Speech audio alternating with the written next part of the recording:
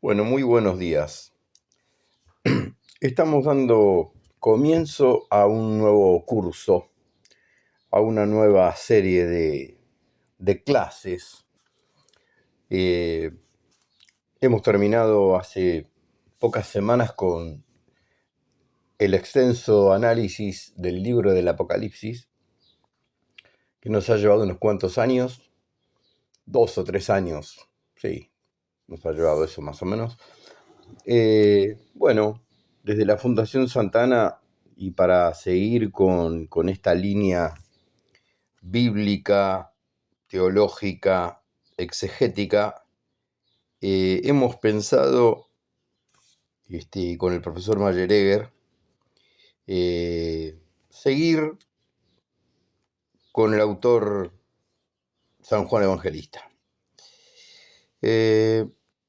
Siempre en el marco de la tradición más clásica de los escritos sagrados, de los escritos de la Sagrada Escritura, se me ocurrió en realidad, el profesor está siguiendo hace unos cuantos años un análisis exhaustivo del Evangelio según San Mateo. A mí se me había ocurrido, y por supuesto que cuento con el aval del profesor, presidente de la Fundación, de encarar un trabajo prodigioso, descomunal, si se me permite la expresión, del doctor angélico, de Santo Tomás de Aquino, dominico, doctor de la Iglesia del siglo XIII. Él ha realizado en su vastísima obra y complejísima obra, más teológica que filosófica, una serie de comentarios a los 4 evangelios a modo de recensión, a modo de recopilación de autores que hasta su época, hasta su presente, repetimos siglo XIII, han comentado versículo por versículo los 4 evangelios. Esa obra se conoce comúnmente como la Catena Áurea.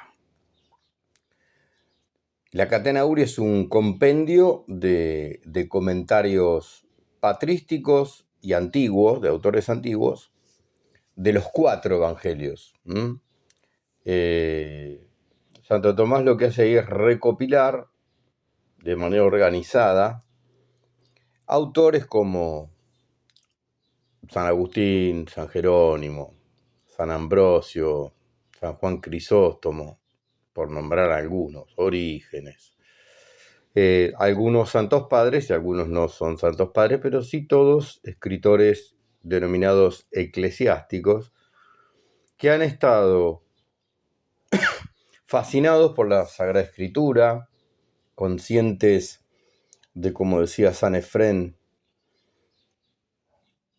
que la Sagrada Escritura es como acercarse a una fuente, a un manantial inagotable de aguas cristalinas, deliciosas, saciantes, vitales. Y abrevar de esa fuente, decía San Efrén, era salir de ahí colmado, habiéndose acercado con una sed piadosa y un espíritu necesitado de la palabra de Dios, y salir realmente saciado de esa fuente, sin que la fuente cambie, sin que la fuente se haya disminuido ni en nada, como que es una provisión permanente de sabiduría y de salvación, de sanación espiritual. El estudio de la Sagrada Escritura es infinito porque la palabra de Dios es infinita, ¿no? Jesucristo, que es la palabra, que es el verbo de Dios, se ha dicho, ha manifestado los misterios de Dios para toda la eternidad y para toda la vida temporal de cada uno de nosotros. Cualquier cristiano sabe que la palabra de Dios es una fuente inagotable. Santo Tomás de Aquino, en este trabajo, la tiene, o sea, hoy las catenas áureas, la catena áurea consta de 4 tomos, los 4 evangelistas. Nosotros nos vamos a ocupar del cuarto evangelio, es decir, de la recopilación, de la organización, de la selección que la Aquinate hace de los comentarios al Evangelio según San Juan.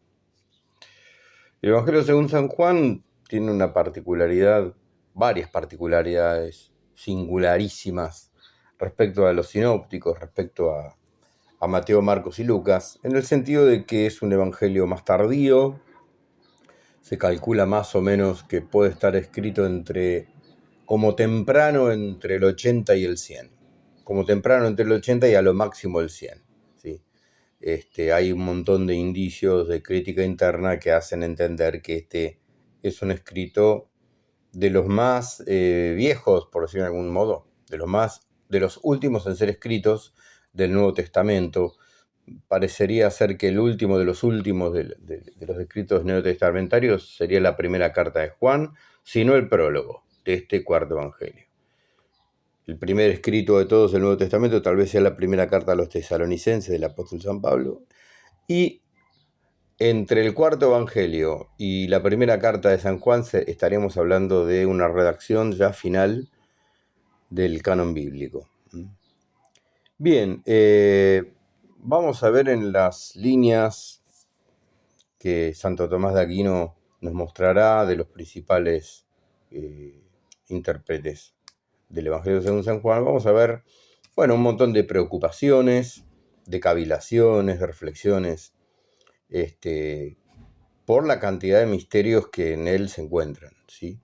El cuarto evangelio es tal vez el escrito cuya tesis principal sea la divinidad de Jesucristo, mostrar que Jesús es Dios, que el Verbo es Dios y estaba en Dios desde el principio y era Dios. Eso dice San Juan 1:1, ¿no? Cuando Juan habla del logos, ¿no? Como verbo, verbum traduce San Jerónimo, y nuestras versiones españolas eligen a veces la palabra verbo, a veces la palabra verbo. En el principio era la palabra, en el principio era el verbo. Bien. Solemos leerlo habitualmente así. Vamos a ver a estos primeros escritores eclesiásticos preocupados en dilucidar y en empezar a exprimir, si se me permite la expresión poco literaria y poco académica, palabra por palabra, término por término, este cuarto evangelio. Un escrito que a su vez también intenta salir al cruce a algunos errores que ya se empezaron a manifestar, errores cristológicos que se manifiestan al principio del siglo II y de finales del siglo I, ¿no? Ya San Juan en la primera carta nos advierte de la presencia de anticristos, dice, aquellos que niegan a Cristo venido en carne, esos son del anticristo, dice el apóstol, ¿no?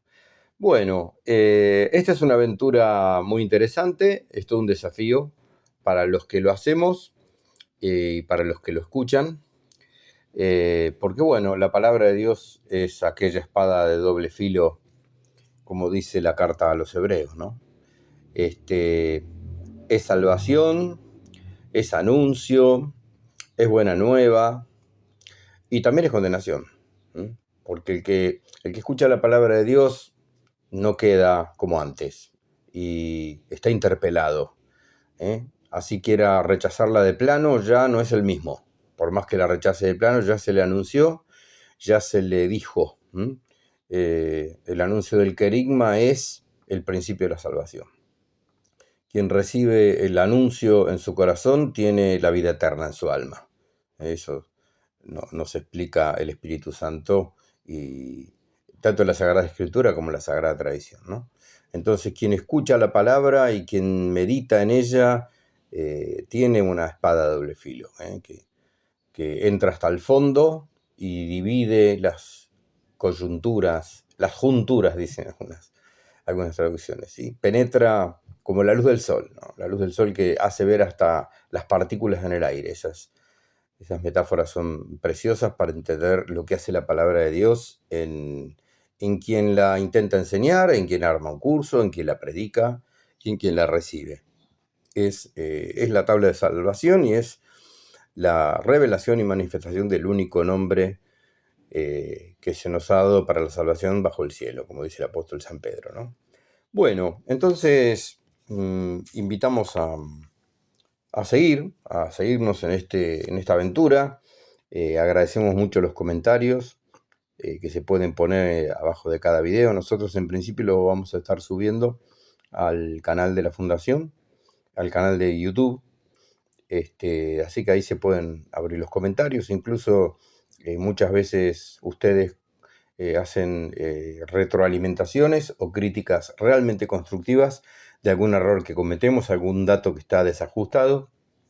Y eso a nosotros nos viene realmente muy bien porque sabemos que tenemos un auditorio cualificado en estos temas, que sinceramente comparte las verdades y el bien que tenemos en Cristo a través de estos medios actuales, de evangelización y de disfrutar del bien y de la belleza que Dios nos ha regalado. Bueno, entonces sin más prolegómenos que vamos a encarar a partir del video que viene la exégesis de los principales autores antiguos recopilados por Santo Tomás de Aquino, también comentado por Santo Tomás de Aquino, porque Santo Tomás de Aquino por supuesto que hace sus interesantísimas glosas.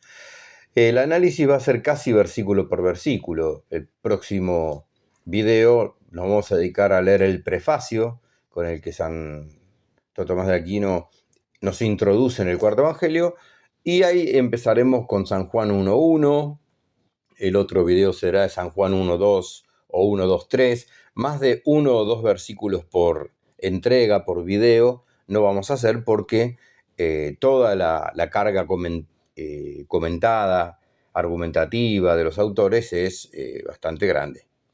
Entonces, bueno, vamos a ir despacio, disfrutando palabra por palabra y gesto por gesto lo que el Señor nos ha revelado en la Sagrada Escritura, en la Sagrada Tradición y en el Magisterio de la Iglesia, que es nuestro invalorable tesoro de la fe y depósito de la fe. Bueno, los invitamos entonces a seguirnos y estamos viéndonos y escuchándonos en breve. Muchas gracias.